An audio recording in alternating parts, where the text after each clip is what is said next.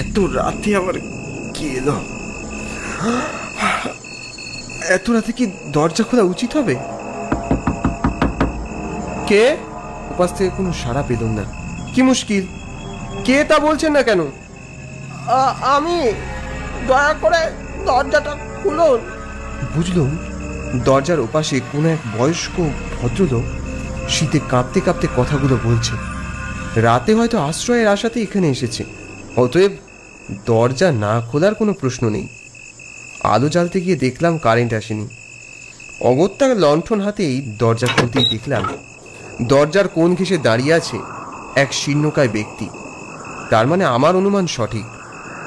ফ্যাঁসফ্যাঁসের স্বরে উনি বললেন, একটু ভেতরে আসতে পারি বাবা? আসলে রাতে ভালো চোখে দেখি না, তার উপর পথ ভুল করে অন্ধকারে এমন ধাক্কা খেয়েছি। লোকটার কাছে এগিয়ে আসতেই একটা ভ্যাপসা পচা দুর্গন্ধ নাকে ঠেকল। ওর মুখের দিকে তাকিয়ে চমকে উঠলাম। কুঞ্চিত চামড়ার প্রাণহীন ফ্যাকাশে মুখ, মরা মাছের মতো দুটো চোখ, অদ্ভুত সম্মোহিত দৃষ্টি তার। ভিতরে আসুন, ভিতরে আসুন। আপনার মাথায় অনেক গভীর আঘাত, আপনার চিকিৎসার প্রয়োজন। এ আঘাত আমার নিত্যদিনের সঙ্গী হে বাবা, চিকিৎসা করে লাভ নেই। আচ্ছা, তাহলে কিছু খাবারের ব্যবস্থা করি। আপনি তো মনে হয় বহুদিনে অভুক্ত। লোকটা আমার দিকে অদ্ভুতভাবে তাকিয়ে রিনরিনে গলায় বললেন, ঠিক কোন খাবারে আমার ক্ষুধা নিবৃত্তি হয় তা কি তোমার জানা আছে বাবা? তার থেকে বরং তুমি ঘুমিয়ে পড়ো। এরপর আমি কখন যে ঘুমিয়ে পড়লাম তার আর খেয়াল নেই। যখন চোখ খুললাম তখন পূর্ণিমার চাঁদের আলো জানলার ফাঁক দিয়ে এসে আমার সারা শরীর আলোকিত করে তুলেছে। তার মানে এখনো রাত কাটেনি। বিছানায় শুয়ে শুয়ে সারা শরীর এই মাঘের শীতেও যেন ঘামে ভিজে গেছে, গলা শুকিয়ে কাঠ। ঘোরের মধ্যে হঠাৎই খেয়াল হলো আমায় কে যেন সর্বশক্তি দিয়ে আষ্টে পৃষ্ঠে চেপে ধরে রেখেছে। আমি ঘাড় ঘোরাতেই আমার সারা শরীরে ঠান্ডা স্রোত বয়ে গেল। একটা হাড় সর্বস্ব কঙ্কাল দেহের সাথে বায়ু নিরুদ্ধ করে আমার সারা শরীর চেপে রেখেছে। ওর প্রবল শক্তিতে আমি নড়াচড়ার ক্ষমতা হারিয়েছি। আমি সেই মুহূর্তে অনুভব করলাম সত্যি হয়তো আমি কোনো বড় বিপদের মাঝে ফেঁসে গেছি। আমি নিজের শরীরকে যতটা সম্ভব কুঞ্চিত করে কোনো মতে কঙ্কালের হাত থেকে বেরিয়ে এলাম। তারপর সময়ের তোয়াক্কা না করে হাতের সামনে যা পেলাম গুছিয়ে নিয়ে সোজা ছুট দিলাম মেন রোডের উদ্দেশ্যে। ঘুটঘুটে অন্ধকারে এই ঘন শীতের রাতে কাছে দূরে ত্রিসীমানায় কাউকে চোখে পড়ল না।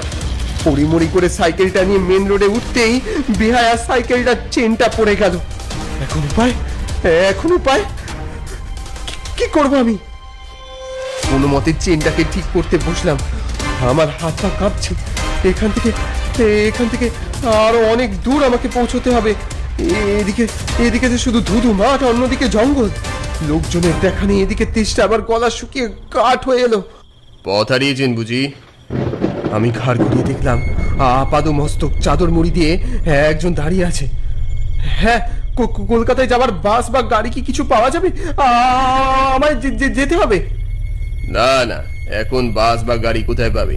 তবে ওপাশে একটা ফেরিঘাট আছে, কপাল ভালো থাকলে প্রথম ফেরিটা পেয়ে যেতে পারেন। রাস্তা চেনেন তো? আগে না। আসুন আমার সঙ্গে। কিন্তু আপনি কে বলুন তো? এত রাতে এখানে কি করছে? চারদিকে যে গভীর জঙ্গল। লোকটা আবার বিকট হেসে ঘুরে দাঁড়ালো আমার দিকে। ওর শরীর থেকে খসে পড়লো চাদরের আবরণ। ওর বিভৎস বিকট রূপ এবার আমার সামনে বেরিয়ে এলো। ওকে চিনতে কোনো ভুল হলো না। কি ও যে ওই লোকটা! বাঁচাও! আমি উল্টো দিকে প্রাণপণে ছুটতে লাগলাম। সে আমাকে অনুসরণ করে ওর লম্বা দু হাত দিয়ে আমায় টেনে নিয়ে যেতে থাকলো। আমি প্রাণপণে ছুটতে চাইলাম, কিন্তু পারলাম কোথায়। হাতের হাড়গুলো আমার টিপে ধরেছে। ক্রমশ জ্ঞান হারিয়ে ফেললাম। আমি অজ্ঞান হবার আগের মুহূর্তে কানে এলো মৃদু গুঞ্জন। আবজা চোখে দেখলাম মশার হাতে কারা যেন এগিয়ে এলো আমার দিকে। চারদিকে খুব চেঁচামেচির শব্দ হলো। আমি সেসবে কিছুই বুঝতে পারলাম না। আগুনের লেলিহান শিখায় আমি নিজেকে হারিয়ে ফেললাম। এখন কেমন লাগছে? আপনাদের যে কি বলে ধন্যবাদ দেবো বুঝতে পারছি না। মশার হাতে লোকজন দেখে আমি ভেবেছিলাম আমাকে হয়তো আজ আজ জ্যান্ত জ্বালানোর মতলব করছে কেউ। আমাকে মৃত্যুর মুখ থেকে ফিরিয়ে আনার জন্য অনেক অনেক ধন্যবাদ। আরে আরে কি বলছেন নতুন মাস্টার মশাই, আপনাকে রক্ষা করা আমাদের কর্তব্য। আপনার কথা নিত্যানন্দবাবু আমাদের বললেন, আমরাও তৈরি ছিলাম সেই মতো। ও আসলে মানুষ নয়, একটা দুষ্ট আত্মা।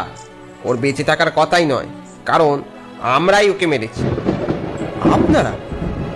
আজ থেকে প্রায় 20 বছর আগে এই গ্রামে এক কুখ্যাত লোকের বাস ছিল, যোগেশ্বর। চুরি, ডাকাতি, মারামারি, এমনকি খুন অবধি করতে ওর হাত কাঁপতো না। তার জ্বালায় অতিষ্ঠ ছিল গ্রামবাসী। একদিন সুখের 10 বছরের মেয়েটাকে খুঁজে পাওয়া যাচ্ছিল না। 5 দিন পর পুলিশ ওই বাঁশ বাগানের কাছেই ওর রক্তমাখা মৃতদেহ খুঁজে পেয়েছিল। কাজটা যে ওই লোকটার সে বিষয়ে কোনো দ্বিমত ছিল না। যোগুকে গাছতলায় ধরে উদম মারা হয়েছিল। রাতের দিকে যোগু মারা গেল।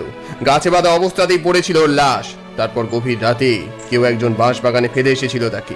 সৎকার করেনি কেউ। পরে শিয়াল কুকুরে টেনে টেনে খেয়েছিল ওর শরীর। ওর পাপের ওটাই ছিল যোগ্য শাস্তি। তাই ওর আত্মার শান্তি হয়নি। গ্রামের লোকগুলোকে মেরে ওর প্রতিশোধ চরিতার্থ করছে এখন। তাই আজ এত বছর বাদে ওর শরীরের সৎকার হলো। আশা করি ভবিষ্যতে আর কোনো উপদ্রব করবে না ও। আমি আকাশের দিকে তাকিয়ে দীর্ঘশ্বাস ফেললাম তখন।